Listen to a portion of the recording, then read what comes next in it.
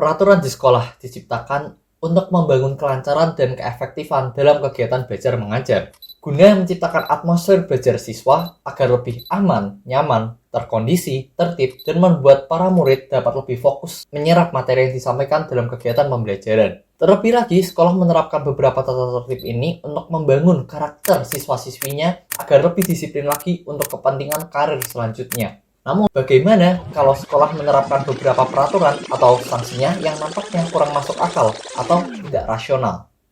Dengan bantuan beberapa teman saya menggunakan metodologi penelitian berupa survei dan bersifat kualitatif. Di sini, beberapa dari mereka merasa bahwa sekolah mereka memiliki beberapa peraturan yang tidak rasional. Semua sekolah itu berada di wilayah Semarang, terdiri dari negeri dan swasta. Untuk mencakup lebih jauh lagi, saya menelusuri beberapa jejak di internet untuk menemukan beberapa sekolah di Indonesia yang memiliki aturan yang cukup tidak rasional dari dulu hingga saat ini. Dan inilah hasil penelusuran saya. An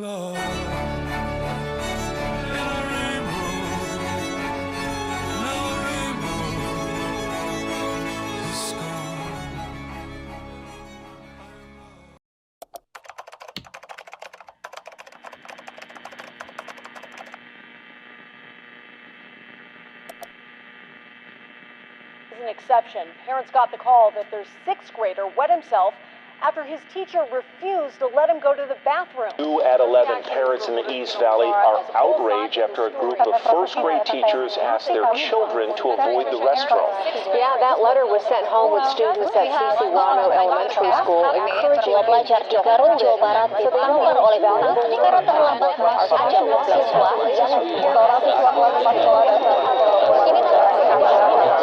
4 Tetapi uniknya di sekolah juga kita menemukan ada beberapa peraturan-peraturan atau hukuman-hukuman yang nggak logis, gitu, yang nggak rasional, yang nggak nyambung, yang tidak ada relevansi antara hukuman itu atau peraturan itu dengan tujuan yang ingin dicapai.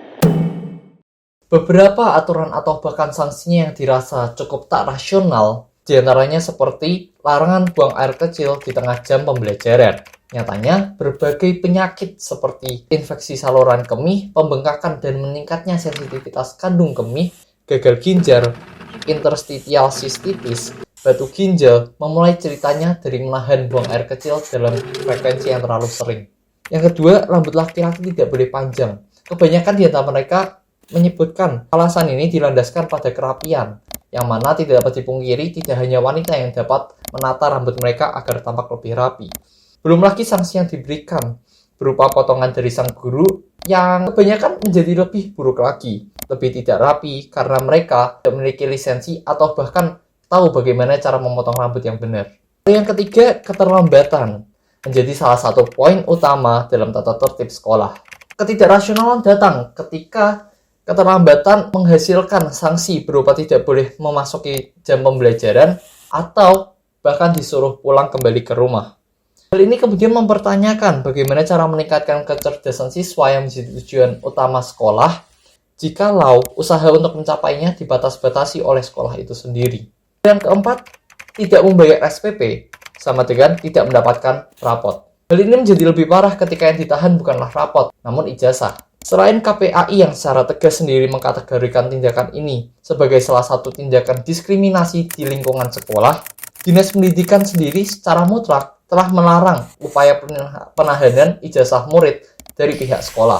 Yang terakhir, aturan-aturan yang kejelasannya perlu dipertanyakan menjadi lebih jauh ketika korelasinya sudah tidak dapat didapatkan lagi. Contohnya, korelasi antara menggunakan kalung dengan proses pelaksanaan ujian hingga penyitaan pun tak terelakkan. Tak hanya kalung, jam tangan analog juga seringkali tidak diperkenankan untuk memasuki ruang ujian.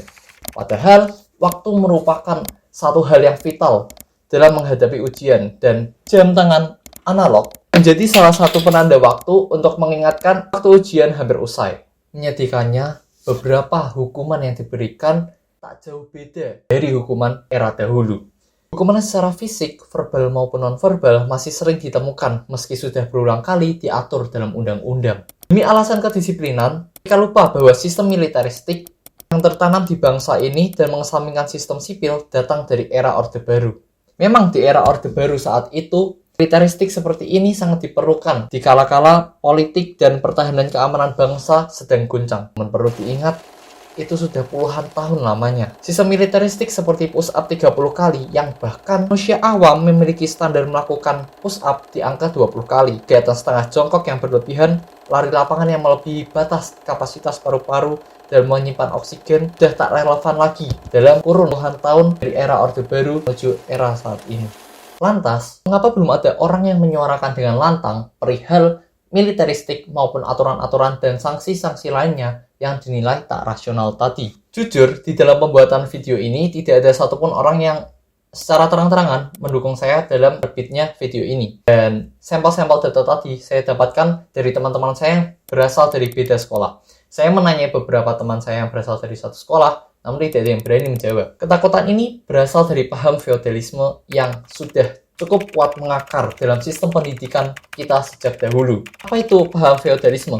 Oke, singkatnya, sekolah atau sistem pendidikan kita umumnya memiliki beberapa strata atau bagan yang secara tidak langsung membuat kita takut untuk berbicara kepada guru kita. Strata tersebut dapat kita bayangkan seperti guru menduduki peringkat paling atas di dalam strata tersebut, lalu di bawahnya ada wakil siswa seperti mungkin pengurus organisasi OSIS, ketua OSIS, di bawahnya ada pengurus OSIS lainnya, dan di bawahnya baru murid awam seperti kita. Analogi tersebut membuat lebih jelas bahwa guru yang berada pada paling atas dan murid awam seperti kita yang berada paling bawah memiliki dinding yang cukup tebal dalam mengemukakan pendapat. Hal itu membuat kita kurang berani dalam menyalurkan aspirasi, mengungkapkan debatan dengan guru, atau sekedar bertanya mengenai materi yang belum kita pahami. Inilah yang kemudian menutup kekritisan dalam berpikir siswa terhadap masalah-masalah yang diberikan. Sistem ketidakadilan kasa ini kemudian membuat kondisi seakan gurulah yang sebagai puncak dan yang paling berkuasa atas murid-muridnya, sehingga hukuman-hukuman verbal maupun non-verbal tadi tak terelakkan. Namun perlu dicetak tebal sebagai bangsa yang penuh dengan budaya ketimuran, kritik yang dilontarkan tak dapat semena-mena kita katakan. Perlu diolah dan kita pikirkan dengan matang. Sebelumnya, mari kita luruskan perbedaan antara kritik dengan sindiran atau hinaan. Hinaan atau sindiran tentunya berkonotasi negatif dan berusaha untuk menjatuhkan. Sedangkan kritik adalah hal untuk membangun agar kedepannya menjadi lebih baik. Dan tentunya berkonotasi positif. Tak hanya dari segi isi, namun bahasa yang dikeluarkan agar tak menyinggung pihak manapun juga perlu kita pikirkan dengan matang. Lucunya, sebegitu banyaknya peraturan tadi yang tampaknya tak rasional, ada satu yang luput dari tata tertib sekolah kita. Mungkin hal ini tertulis di dalam peraturan dengan jelas, namun secara praktis dalam kehidupan sehari-hari, hal ini seringkali diabaikan. Masih menyangkut tentang budaya ketimuran, tentang sopan santun.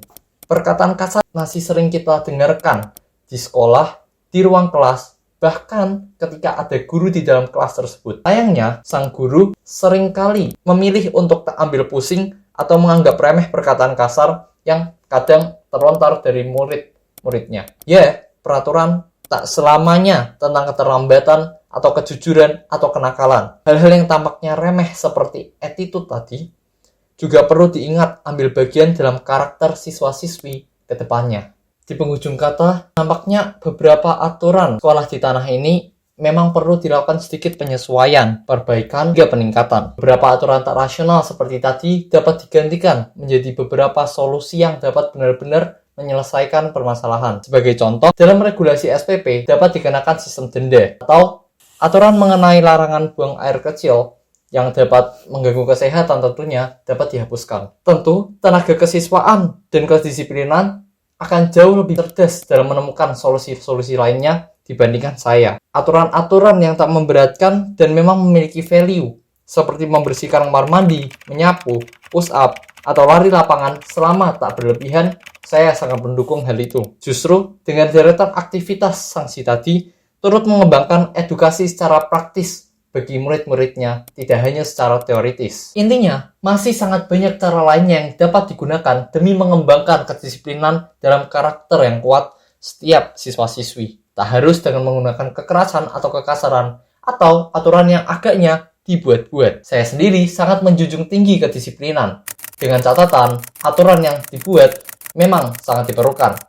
dan tentunya rasional. Daripada memikirkan ketidakrasionalan atau aturan-aturan lainnya yang sekiranya memberatkan dan menjadi momok bagi siswa-siswi, saya kira memang peraturan di sekolah di Indonesia sudah sepatutnya dilakukan revolusi agar tak menjadi momok lagi, melainkan mewadahi para siswa-siswi dalam lingkungan yang nyaman, aman, dan tentram untuk belajar, sehingga menambah wawasan bukan lagi hal yang dipaksa, melainkan kesadaran dan sukarela dari para muridnya. Melihat hasil tes PISA pada 2018, Indonesia menduduki peringkat ke-70-an dari 78 negara dalam hal sistem pendidikan. Ya sudah, segitu aja. Good luck buat sistem pendidikan Indonesia ke depannya. Saya harapkan tes PISA 2021 atau 2024 nanti, Indonesia dapat berkembang dan naik peringkatnya dalam hal sistem pendidikan.